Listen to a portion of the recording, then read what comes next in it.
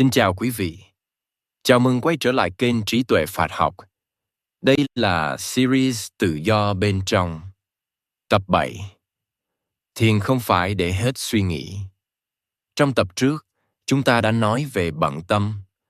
Sự nhận biết trong sáng luôn có mặt, ngay cả khi tâm đang rội. Sokia Rinpoche nhấn mạnh rằng bận tâm không phải là trạng thái đặc biệt, mà là nền tảng rất bình thường của đời sống. Khi đã hiểu điều đó, một câu hỏi tự nhiên xuất hiện. Thiền có vai trò gì? Và thiền có thực sự là để hết suy nghĩ như nhiều người vẫn tưởng? Khi bắt đầu nói về thiền, Sogyal Rinpoche, Lạt-ma Tây Tạng, bậc thầy Phật Pháp, tác giả và người hướng dẫn tâm linh có ảnh hưởng sâu rộng ở phương Tây, thường nhận ra một điều rất quen thuộc. Đa số con người hiểu sai về thiền ngay từ đầu. Rất nhiều người nghĩ rằng thiền là để tâm trống rỗng, không suy nghĩ, không cảm xúc, không còn tiếng nói trong đầu. Và khi họ ngồi xuống, chỉ sau vài phút, suy nghĩ lại xuất hiện liên tục. Thế là họ kết luận, tôi không hợp thiền. Sogyal Rinpoche mỉm cười và nói một câu rất nhẹ nhưng chậm đúng gốc rễ vấn đề. Thiền không phải là để hết suy nghĩ. Theo ông, suy nghĩ là điều tự nhiên của tâm. Cố gắng loại bỏ suy nghĩ chẳng khác nào đòi sóng phải dừng trên mặt biển.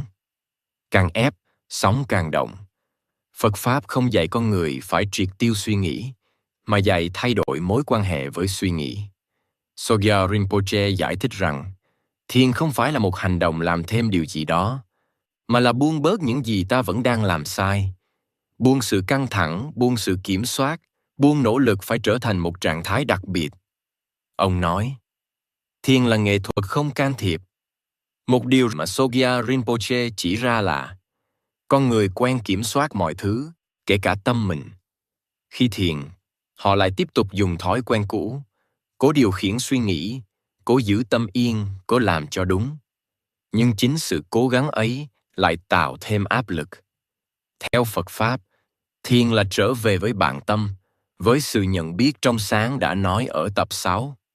Và bản tâm thì không cần được tạo ra, cũng không cần được cải thiện. Sogyal Rinpoche nói rằng, khi thiền, chỉ cần nhận ra điều đang diễn ra, không phán xét, không theo đuổi, không xua đuổi.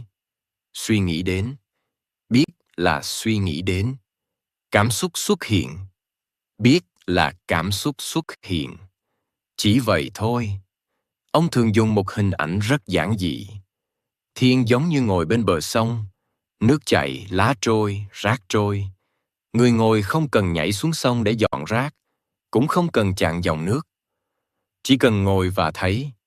Theo Sogyal Rinpoche, khi con người không còn chạy theo suy nghĩ, cũng không chống lại chúng, thì một điều rất tự nhiên xảy ra. Tâm bắt đầu lắng xuống, không phải vì bị ép, mà vì không còn bị kích động. Một hiểu lầm khác mà ông nhắc đến là, nhiều người nghĩ thiền là một việc tách rời đời sống.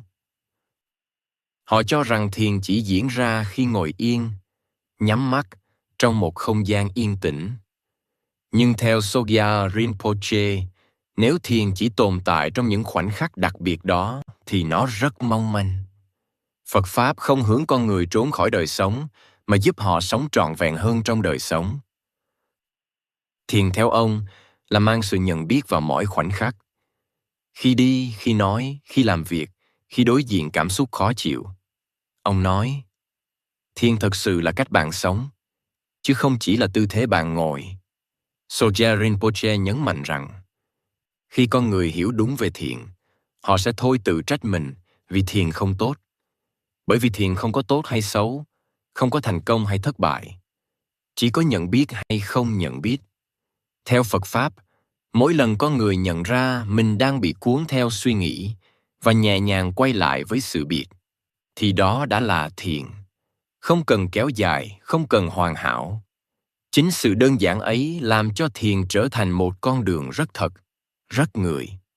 Một điểm rất quan trọng mà Sogyal Rinpoche làm rõ là thiền không nhằm mục đích loại bỏ khổ đau ngay lập tức. Khổ đau vẫn có thể xuất hiện, cảm xúc vẫn có thể mạnh, nhưng khi có sự nhận biết, con người không còn bị nhấn chìm trong chúng như trước. Thiền không làm cuộc đời luôn dễ chịu, nhưng giúp con người có đủ không gian để thở giữa những biến động. Tập 7 của tự do bên trong khép lại bằng một sự hiểu rất nhẹ. Thiền không phải để trở thành ai khác, không phải để đạt điều gì đó cao siêu, không phải để hết suy nghĩ. Thiền chỉ là trở về với sự biết đang có sẵn, ngay trong khoảnh khắc này. Và khi sống được như vậy, một câu hỏi tự nhiên sẽ xuất hiện. Nếu không còn chống lại cuộc đời, nếu không còn chạy trốn khỏi chính mình, thì sống là chính mình sẽ trông như thế nào? Đó cũng là nơi hành trình đi đến tập cuối của series. Sống là chính mình, tự do, đơn giản và an vui. Xin cảm ơn quý vị đã đồng hành cùng kênh Trí Tuệ Phật Học. Xin chúc quý vị luôn mạnh khỏe, an nhiên giữa đời thường. Hãy nhấn like và subscribe kênh để không bỏ lỡ những nội dung hữu ích tiếp theo nhé.